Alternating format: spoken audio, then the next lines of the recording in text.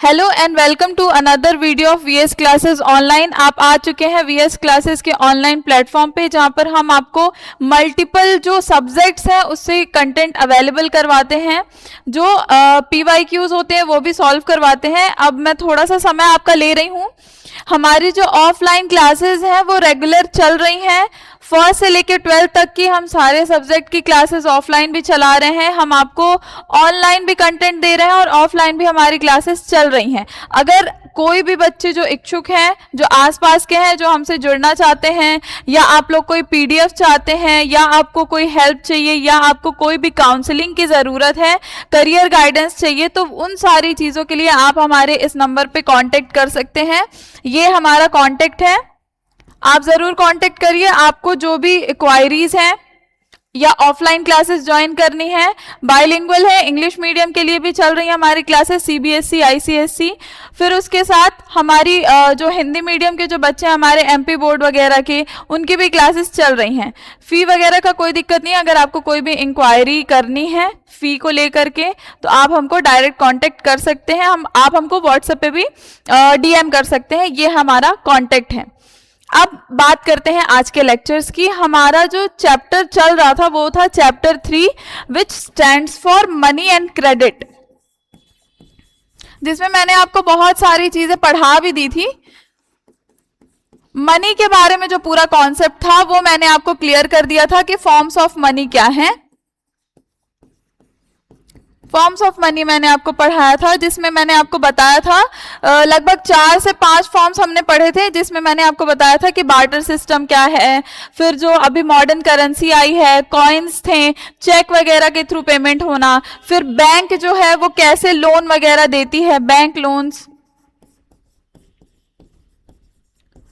ठीक, जिसमें मैंने आपको बताया था कि बोरोवर और लेंडर का क्या इसमें बैंक में रोल रहता है, कि जो भी फिक्स डिपॉजिट करवाते हैं आप बैंक में जा करके, उस पैसे का कुछ अंश बैंक अपने पास रखती है और उससे क्या करती है, लोगों को लोन प्रोवाइड करवाती है। तो मनी के बारे में जितने कॉन्सेप्ट थे हमने क्लियर कर लिए थे। आज हम क्रेडिट के बारे में पढ़ने वाले हैं, जिसमें हम पढ़ेंगे एनसीईआरटी के थ्रू क्रेडिट क्या होता है, ये पहली चीज होगी। टर्म्स ऑफ क्रेडिट हम देखेंगे, टर्म्स ऑफ क्रेडिट हम समझेंगे, ये सेकंड चीज है। और उसमें कुछ हेल्प ग्रुप होते हैं, सेल्फ हेल्प ग्रुप क्या होते हैं, जो लोन्स के सोर्सेज हैं, जैसे फॉर्मल सोर्स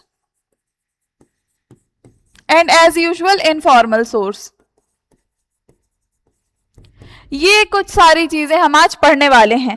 तो इतनी चीजें जो है आप अच्छे से समझिए कि आज हम प्रॉपर क्रेडिट के बारे में ही सारी चीजें पढ़ने वाले हैं, है ना।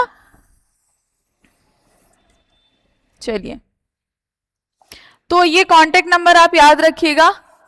आपको अगर कांटेक्ट करना होगा तो आप कर सकते हैं, ऑफलाइन या ऑनलाइन से भी जुड़े किसी भी लेक्चर वगैरह के लिए आप हमको कांटेक्ट कर सकते हैं। अब चलते हैं एनसीईआरटी की तरफ, जो मैं आपको जहां तक कल मैंने पढ़ाया था, कल के लेक्चर जरूर आप लोग सुनिएगा। उसके आगे आज हम पढ़ने वाले हैं 2 डिफरेंट क्रेडिट सिचुएशन। यहां पे आपको क्या कर रहा है, 2 एग्जाम्पल देगा आपको। मैंने कल आपको सारी चीजें बता दी थी, है ना। आज मैं आपको पढ़ाने वाली हूं 2 सिचुएशन है यहाँ पे। पहले इसको रीड करती हूँ और समझाती हूँ। A large number of transaction in our day to day activities involve credit in some form और द अदर। जब भी हम ट्रांजैक्शन कर रहे होते हैं, पैसे का लेन देन होता है, पैसा जो है वो मीडियम ऑफ एक्सचेंज स्टैंड कर रहा है, तो कई बार ऐसा होता है कि हम क्रेडिट, ऋण या जिसको कर्जा बोला जाता है वो हम लेते हैं, ठीक है। तो वो किसी न किसी फॉर्म में हमारे यहाँ मौजूद होता है। Credit refers to an agreement in which lender, lender कौन होता है, जो पैसा दे रहा है उस व्यक्ति को क्या बोलते हैं, जो पैसे उधार दे रहा है उस व्यक्ति को बोलेंगे लेंडर, और जो पैसे ले रहा है उनको बोला जाता है बोरोवर। तो क्रेडिट की डेफिनेशन आपको यहाँ पे बताई जा रही है, क्या है। क्रेडिट या loan refers to an agreement in which the lender supplies to borrower with money, goods or services in return for the promise of future payment, कि आप फ्यूचर में जिसने भी आपको वो कर्ज दिया है, लोन दिया है, आप फ्यूचर में उसके कर्ज को लौटा देंगे, वापस दे देंगे। अब क्रेडिट में भी कुछ अलग अलग सिचुएशन है, जिसमें आपको 2 लोगों की स्टोरी बताएगा। पहले है सलीम और दूसरी स्टोरी है स्वप्ना की। इन दोनों की स्टोरीज में क्या है देखिए, मैं आपको एक्सप्लेन करती हूं। पहला जो सिचुएशन दिखा रहा है, ओवरऑल आपको ये दोनों स्टोरी से ये समझाने की कोशिश कर रहा है कि लोन, क्रेडिट या कर्ज जो है वो कैसे किसी को ट्रैप में डाल देता है और वही क्रेडिट किसी को ट्रैप से निकाल देता है या किसी बुरी सिचुएशन से निकाल देता है। देखिए सलीम के सिचुएशन में क्या था, उनके साथ क्या हुआ, 3000 पेयर्स ऑफ शूज, जूतों का उनको ऑर्डर आता है बना करके डिलीवर करने के लिए। तो सलीम क्या करते हैं, कुछ वर्कर्स हायर करने होंगे उनको, 3000 जोड़ी जूते बनाने हैं तो कुछ वर्कर हायर करने हैं, कुछ स्टिच करने के लिए लोगों को भी चाहिए, उनकी जरूरत है। तो इन्होंने क्या किया, ये सारे एक्सपेंसेस को ऑब्टेन करने के लिए इन्होंने क्या किया, लोन लिया। दो सोर्सेस से उन्होंने लोन लिया। पहला जो उनका सोर्स था, देखिए यहां पे लिखा हुआ है, उन्होंने क्या किया, दो सोर्सेस से उन्होंने लोन लिया था।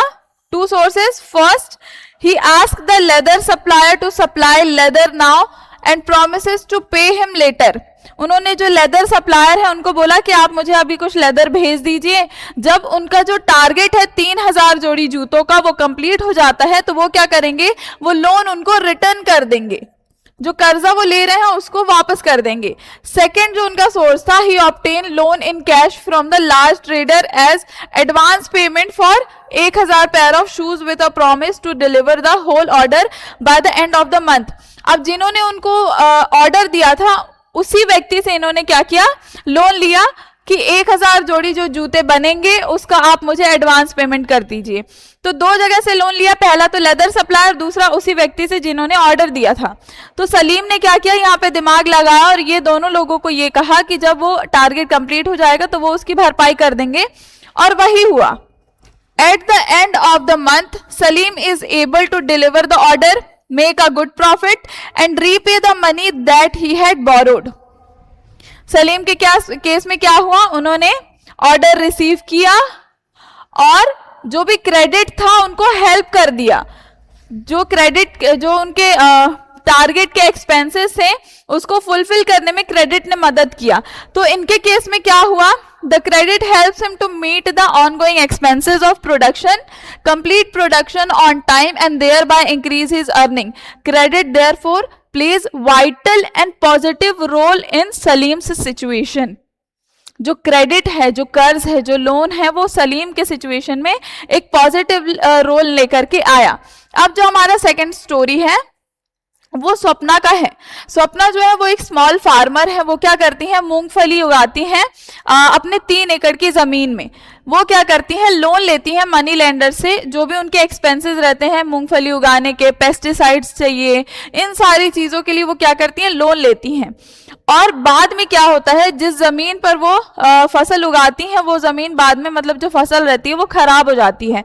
तो अब उन्होंने जो लोन लिया वो उस लोन के ट्रैप में फंस जाती हैं। मान लीजिए इस बार उन्होंने लोन लिया और जो उनकी फसल थी वो खराब हो गई, तो वो लोन की भरपाई तो वो कर ही नहीं पाई, वापस नहीं चुका पाई। फिर नेक्स्ट टाइम जब उन्होंने फसल लगाई उसमें अगर प्रॉफिट हो भी गया तो वो क्या करेंगे, वो तो लोन की भरपाई करेंगे उस प्रॉफिट से। तो ये क्या होता है, ये एक डेब्ट ट्रैप हो गया। यानी सलीम के केस में जो लोन था वो पॉजिटिव इंपैक्ट लेकर के आया, लेकिन स्वप्ना के सिचुएशन में उनको सिर्फ मिला क्या, उदासी। क्यों, क्योंकि उनकी फसल हो गई खराब और वो फंस गई डेब्ट ट्रैप में।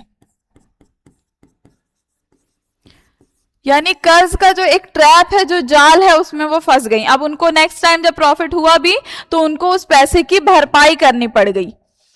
तो ये दोनों सिचुएशन से क्या निकल के आता है, इन rural areas the main demand for credit is for crop production.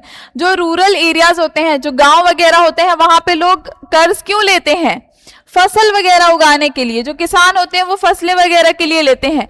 Crop production involves considerable cost on seeds, fertiliser, pesticides, water, electricity, repair of equipments etcetera. ये सारी चीजें खेतों में लगती हैं, है ना।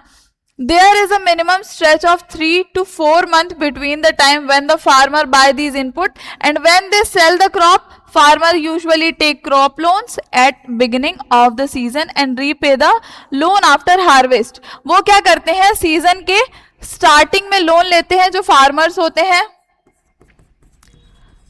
जब उनकी फसल हो जाती है अच्छी तो वो बाद में रीपे कर देते हैं लोन को, या चुका देते हैं। किसके बाद? हार्वेस्ट होने के बाद, फसल कटने के बाद से वो क्या करते हैं? चुका देते हैं। Repayment of the loan is crucially dependent on the income from farming. अगर फार्मिंग से इनकम अच्छी हुई है तो वो पे कर सकते हैं। In Swapna's case the failure of the crop made loan repayment impossible, she had to sell part of land to repay the loan. Swapna वाले केस में क्या हुआ? जो कर्ज था वो चुका नहीं पाई, तो उनको क्या करना पड़ा? बाद में जो उनकी जमीन थी जो 3 एकड़ की, उसमें से कुछ जो अंश था उस जमीन का उनको बेचना पड़ गया लोन के रीपेमेंट के लिए। Swapna improve her earning, left her worse off. This is an example of what commonly called debt trap. Swapna की सिचुएशन को आपको देख करके समझना चाहिए कि डेब्ट ट्रैप क्या होता है। Credit in this case pushes the borrower into a situation from which recovery is very painful. ऐसा डेब्ट ट्रैप जिसमें से आप बाहर निकल ही नहीं सकते हैं। In one situation credit help to increase earning, दिख रहा होगा आपको, कंटेंट दिखना चाहिए। Person is better off than before. In the another situation because of the crop failure credit pushes the person into डेब्ट ट्रैप। एक सिचुएशन आपने सलीम की देखी, उनको बेनिफिट हुआ, दूसरी सिचुएशन आपने स्वप्ना की देखी, वो डेब्ट ट्रैप में फंस गई। तो आप देखिए कि क्रेडिट कितने अच्छे तरीके से मदद कर देता है। To repay her loan, she has to sell a portion of her land. She is clearly much worse off than before. जिस सिचुएशन में स्वप्ना पहले थी उससे कई ज्यादा अब बुरी सिचुएशन में आ चुकी हैं वो। Whether credit would be useful or not, therefore depends on the risk in the situation and whether there is some support in case of loss. Credit में देखिए ऐसी सिचुएशन आ जाती है कि कई बार वो आपको बहुत बेनिफिट देता है, कई बार नुकसान भी हो जाता है।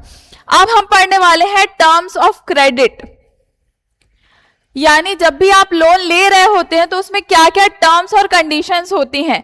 आप अगर किसी सोर्स से लोन ले रहे हैं, बड़ा अमाउंट हो या छोटा अमाउंट हो, लेकिन आपको क्या करना पड़ता है? कुछ चीजें जैसे डॉक्यूमेंट फिलिंग होता है, ठीक है, डॉक्यूमेंट आपको पूरे रिक्वायर करवाने पड़ेंगे, उनको अवेलेबल करवाने पड़ेंगे, जैसे आधार कार्ड, पैन कार्ड वगैरह वगैरह, डॉक्यूमेंटेशन होता है। फिर आपको कोलेट्रल करना पड़ेगा। कोलेट्रल क्या होता है वो मैं अभी एक्सप्लेन करूंगी आपको, ठीक। तो ये हम पढ़ने वाले हैं टर्म्स ऑफ क्रेडिट, यानी जब आप किसी से लोन ले रहे हैं तो उसमें क्या situation. Every loan agreement specifies an interest rate which borrowed must pay to the lender along with repayment of the principal. एक minute, repayment of the principal. In addition lender may demand collateral security against. यहां पे आपको दो चीजें मिल गई terms of credit में, यानी जब आप किसी से लोन ले रहे होते हैं तो पहला इंटरेस्ट रेट फिक्स करना होता है, ये हो गया पहला। दूसरा कोलेट्रल या जिसको सिक्योरिटी बोलते हैं वो फिक्स करना पड़ता है। अब कोलेट्रल क्या होता है? Collateral is an asset that borrower owns such as land, building, vehicle, invest, stock, deposit with banks and use as guarantee to the lender until the loan is repaid. Collateral यानी जैसे आपने सुना होगा movies में कि मैं लाला अभी तुम्हारा जो है ना कर्ज नहीं चुका पाया, या मुझे कर्ज चाहिए जिसके लिए मैं अपनी जमीन या अपना घर गिरवी रख रहा हूं। ये जो गिरवी शब्द है, जो लाला माँ के कंगन गिरवी रख लेता था, वो जो है वो कंगन वो कोलेट्रल है। यानी जब आप लोन ले रहे होते हैं उस सिचुएशन में आपको क्या करना पड़ता है, कुछ आपका जो एसेट होता है ना, जैसे जमीन आपकी, आपके गहने, ये सारे आपके एसेट कहलाते हैं। तो उन एसेट्स को आपको गिरवी रखना पड़ता है, तब आपको लोन मिलता है। तो पुराने जमाने में जो लाला जो माँ के कंगन ले लेते थे और जिसको कहा जाता था गिरवी, वही कहलाता था collateral. If the borrower fails to repay the loan, the lender has right to sell the asset or collateral to obtain payment. अगर आप लोन नहीं चुका पाते हैं तो उस सिचुएशन में वो जो कोलेट्रल होगा या जो एसेट जो आपने गिरवी रखा था वो बेच के लेंडर क्या करेगा, अपनी जो लोन की भरपाई है वो कर सकता है। तो इतनी चीजें समझ में आ गई होंगी आपको। Properties such as land, titles, deposit with banks, livestock are some common example of collateral use for borrowing. यानी इसमें क्या क्या, देखिए कोलेटरल में क्या क्या चीजें होती हैं, लैंड हो गया, ठीक। इन शॉर्ट आप ये समझ लीजिए एसेट्स, जिनकी एसेट्स क्या होते हैं, जब आप कॉमर्स पढ़ेंगे तो आपको पता चलेगा, अब आगे जाकर के आप क्या लेंगे, साइंस, मैथ्स, आर्ट्स या कॉमर्स, लेकिन एसेट्स क्या होते हैं, जिनकी वैल्यू इन फ्यूचर बढ़ने वाली है, लैंड, गोल्ड, ये सारी चीजें। तो क्या होता है, कोलेटरल में आप इन्हीं चीजों को गिरवी रखवाते हैं। तो हमारे पास दो चीजें आ गई, पहला इंटरेस्ट रेट और कोलेटरल, इसको एक जगह पर लिख लेते हैं। चलिए एक सेकेंड।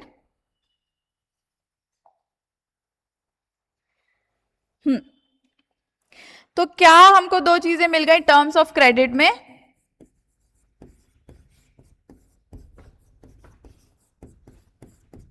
पहला हमारे पास आ गया इंटरेस्ट रेट तय करना पड़ेगा। अगर आप किसी से लोन ले रहे हैं तो हर महीने आप कितने इंटरेस्ट रेट पर लेंगे, परसेंटेज, वो आपको फिक्स करना पड़ेगा। दूसरा कोलेटरल, ये आपको फिक्स करना पड़ेगा, सिक्योरिटी देनी पड़ेगी, या जिसको एसेट्स भी बोलते हैं हम, ठीक। अब तीसरा क्या है, डॉक्यूमेंटेशन,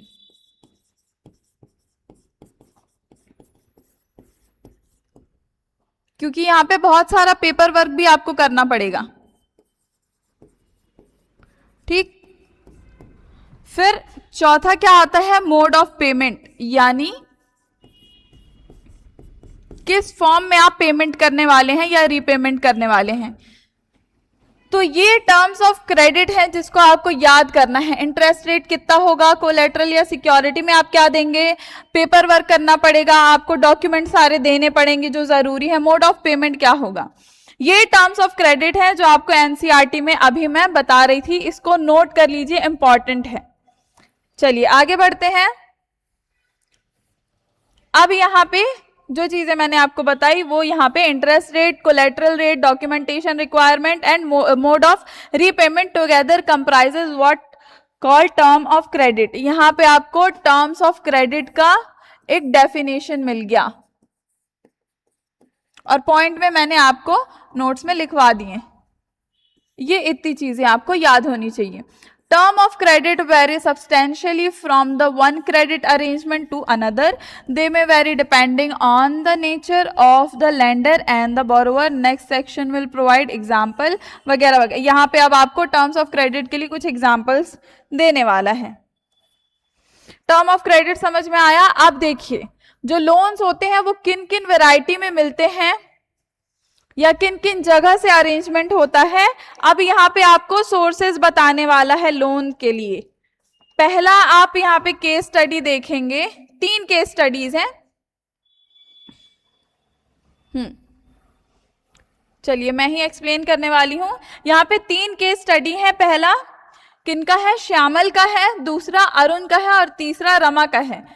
पहले पर्सन है श्यामल, दूसरे हमारे हो जाते हैं अरुण भाई साहब और तीसरी है रमा। श्यामल के केस में क्या होता है, ये एक ये समझ लीजिए किसान है और ये क्या करते हैं, ये लोन लेते हैं अपने क्रॉपिंग वगैरह के लिए लोन लेते हैं। और ये लोन किससे लेते हैं, अपने एक किसी व्यापारी से लोन लेते हैं।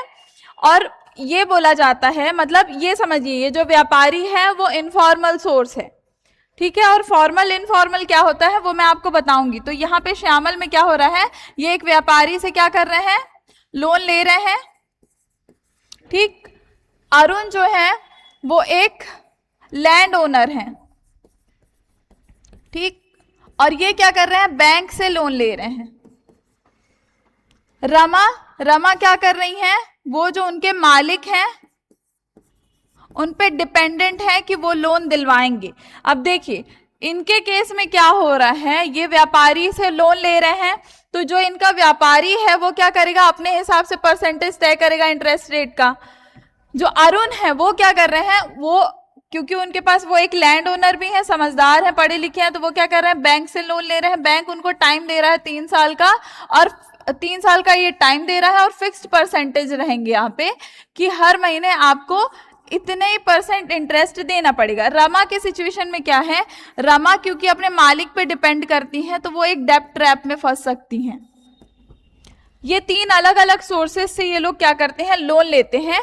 रमा क्यों डेब्ट ट्रैप में फंस जाएंगे, क्योंकि जो उनका मालिक है उसके ऊपर वो डिपेंड कर रही हैं, तो हो सकता है वो जो इंटरेस्ट रेट का कुछ पैसा हो, कुछ अंश हो, वो रख सकते हैं, क्योंकि एक मालिक नहीं है, रमा कोई लैंड ओनर नहीं है, ना उनके पास खुद की जमीन है, वो डिपेंड कर रही हैं दूसरे व्यक्ति पे, तो यहाँ पे बिचौलिए वाला काम हो सकता है। तो आपने यहाँ पे तीन सिचुएशन देखी कि तीन अलग अलग सोर्सेस से ये लोग लोन ले रहे हैं। अब सोर्सेस के बारे में आपको यहाँ समझाने की कोशिश कर रहा है। और एक होता है कोऑपरेटिव सोसाइटी, ये भी इंपॉर्टेंट है, कोऑपरेटिव्स से भी लोन लिया जाता है। Besides bank the other major source of cheap credit in rural areas are cooperative society और cooperatives. Member of cooperative pool their resources for cooperation in certain areas. सहकारी समितियां होती हैं ग्रामीण इलाकों में, वो क्या करती हैं, जो छोटे किसान होते हैं उनको लोन प्रोवाइड करवाती हैं। जो छोटे छोटे ग्रामीण एरिया होते हैं ना, और वहाँ के किसान होते हैं जिनको कम पैसे का लोन चाहिए होता है, तो ये समितियां होती हैं, इनको सहकारी समिति बोला जाता है, तो ये उनको लोन प्रोवाइड करवाती हैं, ये समितियां होती हैं। ठीक, तो अब देखिए यहाँ पे क्या है, there are several type of cooperative possible such as farmer cooperatives, weavers cooperative, industrial worker cooperatives etcetera. यानी इंडस्ट्रियल वगैरह के लिए या छोटे कुटीर उद्योग होते हैं, उनके लिए भी ये लोग लोन प्रोवाइड करवाते हैं। जैसे इसमें आप एग्जाम्पल लीजिए कृषक कोऑपरेटिव का, जो फंक्शन करता है एक विलेज में, जहाँ पे 2300 फार्मर्स का यहाँ पे मेंबर है इस कृषक कोऑपरेटिव में, और ये क्या करते हैं, डिपॉजिट एक्सेप्ट करते हैं अपने मेंबर से, और उस डिपॉजिट के पैसे को जो जमा करते हैं उसी पैसे से ये क्या करते हैं, आगे किसानों को लोन देते हैं। और ये लोग भी क्या करते हैं, कोलेटरल सबमिट करते हैं, और उस कोलेटरल पे भी ये लोग क्या करते हैं आगे, यानी जो मैंने आपको एक सिचुएशन बताई थी बैंक की कि डिपॉजिट वाले पैसे से वो क्या कर रहे हैं, लोन दे रहे हैं, सेम वाली सिचुएशन है यहाँ पे, लेकिन ये ग्रामीण इलाकों का है जिसमें कृषक कोऑपरेटिव क्या कर रहा है, लोन दे रहा है किसानों को। ठीक है, चलिए आगे बढ़ते हैं। Formal sector credit in India. Formal sector क्या होता है, यहाँ पे डिफरेंस समझना पड़ेगा आपको। रीड करते हैं और समझते हैं। We have seen in above examples that people obtain loan from various sources. The various type of loan can be conveniently grouped as formal sector loans and informal sector loan. पहला है formal sector loan, दूसरा informal sector. Among the former are loan from bank and cooperatives. अब देखिए formal sector में क्या होता है, यहाँ पे बैंक और कोऑपरेटिव से लोन आता है, ये पहली चीज। The informal lenders include money lender, trader, employer, relatives, friends etcetera. यानी फॉर्मल सेक्टर में क्या होगा, जो लोन आ रहा है वो कोऑपरेटिव से या बैंक से आ रहा है, लेकिन जो इनफॉर्मल सेक्टर में आ रहा है वो आ रहा है रिश्तेदारों से, दोस्तों से, व्यापारियों से, या जो बड़े लैंड ओनर्स हैं उनसे आ रहा है। In graph 1 you can see the various sources of credit to rural household in India. Is more credit coming from formal sector और इनफॉर्मल सेक्टर।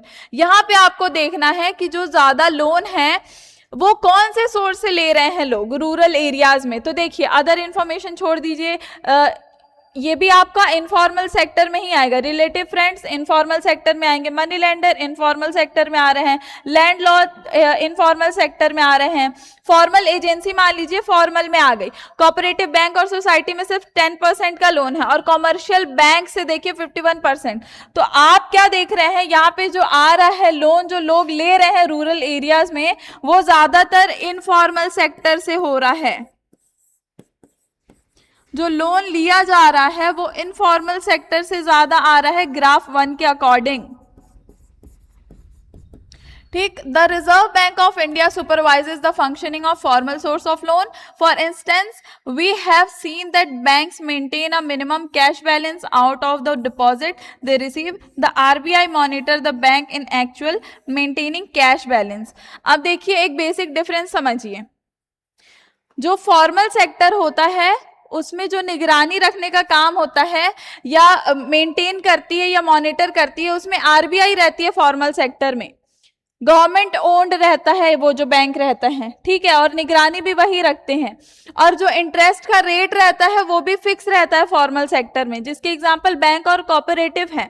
लेकिन इनफॉर्मल सेक्टर में एकदम अपोजिट होता है। इसका एक बेसिक डिफरेंस मैं आपको लिख करके ही एक्सप्लेन कर देती हूं, ताकि आपको डिफरेंस समझ में आ जाएगा।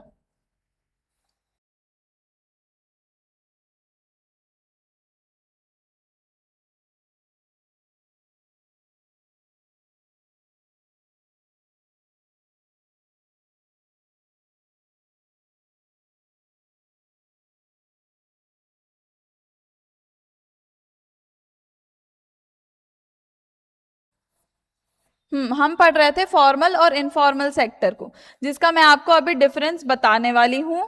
फॉर्मल सेक्टर में देखिए क्या होता है, क्योंकि गवर्नमेंट ओन्ड है, गवर्नमेंट सारी चीजें कर रही है, गवर्नमेंट निगरानी रख रही है, आरबीआई के सुपरविजन में हो रहा है, तो ऐसे ज्यादा कोई टेंशन नहीं होती है वहां पे।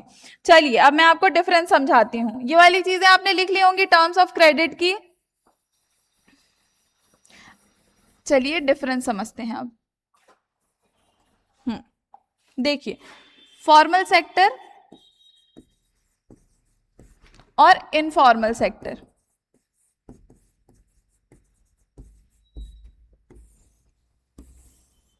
देखिए फॉर्मल सेक्टर गवर्नमेंट ओन्ड होता है, ठीक, और इनका मोटिव क्या होता है? जो फॉर्मल सेक्टर का मोटिव होता है, ओन्ड बाय, ठीक, इनका मोटिव होता है पब्लिक वेलफेयर,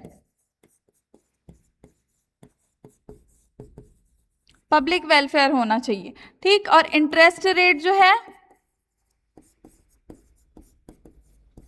फिक्स्ड रहता है, ठीक। एग्जाम्पल क्या क्या हो गया इसका? बैंक या कोऑपरेटिव्स, सुपरविजन आरबीआई रखती है, रिजर्व बैंक ऑफ इंडिया। अब इसी के अपोजिट आप समझ लीजिए, ये कोई इंडिविजुअल ओन करता है इसमें, ठीक है, या कुछ लोग भी हो सकते हैं, ग्रुप ऑफ पीपल भी हो सकते हैं, लेकिन ये गवर्नमेंट ओन नहीं होता है, ये इंडिविजुअल का ही होता है। इसमें क्या होता है? प्रॉफिट मोटिव होता है। फॉर्मल वाले में देखिए क्या हो रहा है, यहाँ पे पब्लिक वेलफेयर है, यहाँ पे इनफॉर्मल में प्रॉफिट मोटिव है। यहाँ पे फिक्स्ड रेट नहीं रहता है, नॉट फिक्स्ड, सॉरी,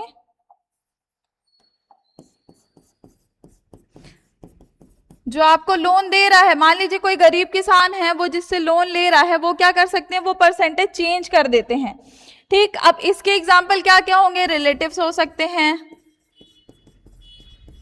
है ना, फ्रेंड्स हो सकते हैं, या सो ऑन एक्सेट्रा। तो ये आप एक बेसिक डिफरेंस देखिए फॉर्मल और इनफॉर्मल सेक्टर में, कि कितना बड़ा डिफरेंस है। अगर आप इनफॉर्मल सेक्टर से लेते हैं तो कितनी मुश्किलें आ सकती हैं।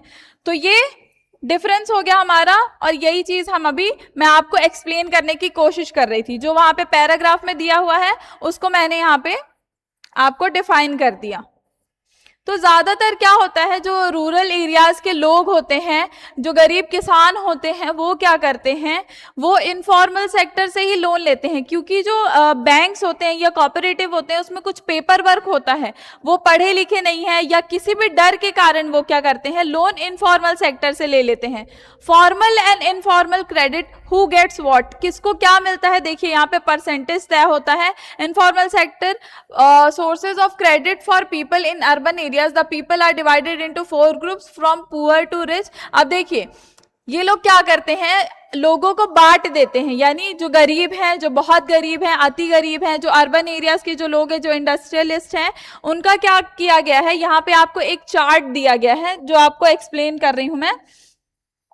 ग्राफ 2 में आपको बताया गया है, all the loans taken by urban house hold, what percentage was formal and what percentage was informal.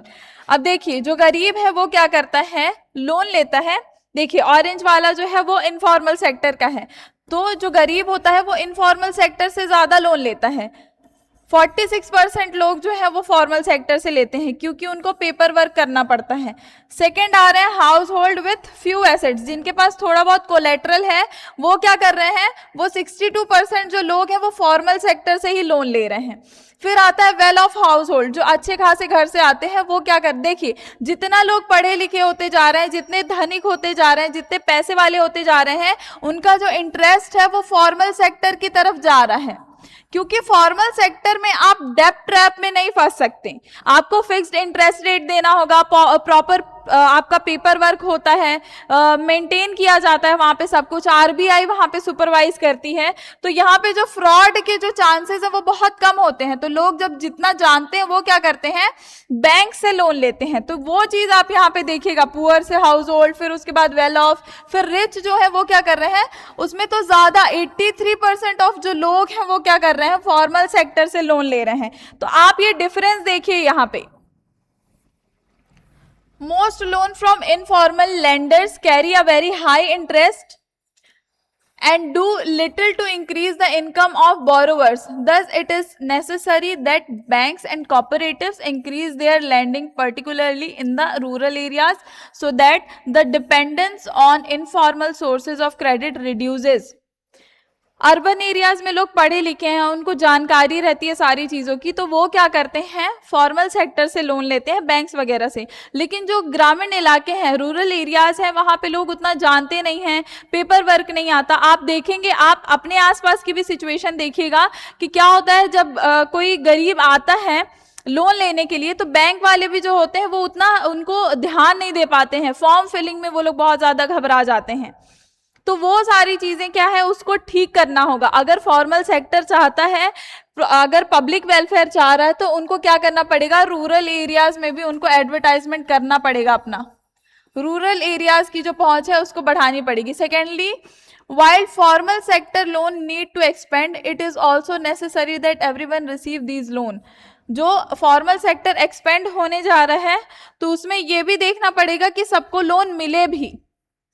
At present, it is the richer household who receive formal credit, whereas poor have to depend on the informal sources.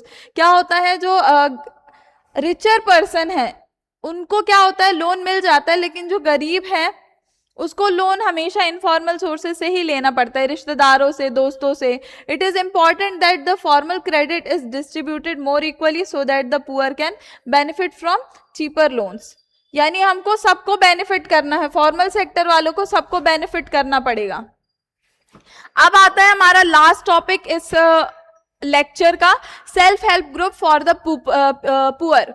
इसमें क्या बता रहा है आपको, self help group होता है, इसमें क्या होता है 10 से 20 मेंबर होते हैं और वो क्या करते हैं, एक एसोसिएशन बनाते हैं जिसमें वो ग्रामीण इलाकों में जो किसान होते हैं, जो खेतीहर मजदूर होते हैं, उनको क्या करता है, लोन देता है या पैसे देता है, उनकी मदद करता है।